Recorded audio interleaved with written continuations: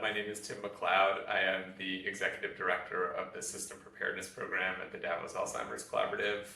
On AD-RIDDLE, I lead Work Package 5, which is an implementation evaluation of the modular toolkit.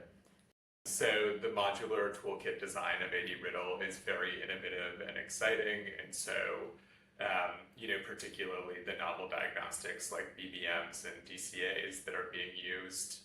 And so,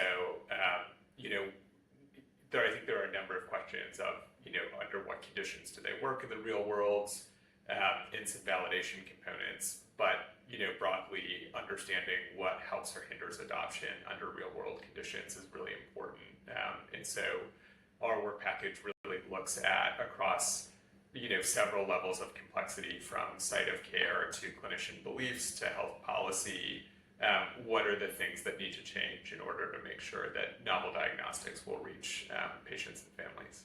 We launched a frontline care provider survey as part of our baseline evaluation, so we're just trying to understand across our sites and in the countries that we're working, how do providers that may include specialists like neurologists or geriatricians, primary care providers and other professionals, what is their perception, beliefs, familiarity, and access to digital cognitive assessments and blood biomarkers. And so we co-designed the survey with our site leads and piloted it so that we made sure that clinicians would be able to do it in a short amount of time.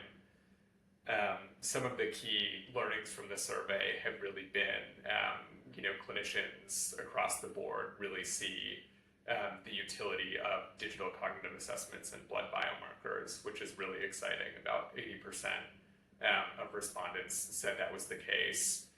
Their access today is quite low, so in interim data from the survey, only about 20% have access to one of the tools, and similarly their training is quite low. And so I think it shows that while there's huge promise in these tools and people are excited about them, there's a significant gap in their readiness to adopt them.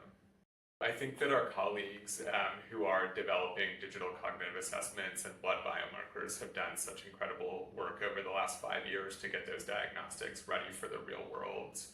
And so I think our job, if we do it well, is really about understanding in very practical and plain terms what will need to change in order for those tools to be ready for broad uptake. And so I think in our evaluation, really understanding the determinants of uptake and observing and working with our sites to understand what they're doing really well that other people would benefit for, so that we're able to offer very tangible, pragmatic implementation advice for busy clinicians and health systems that really care about patients and providing good quality care, but may not have the time to figure out how to integrate the tools. So if we can make that easy, I think our work package will have been a success.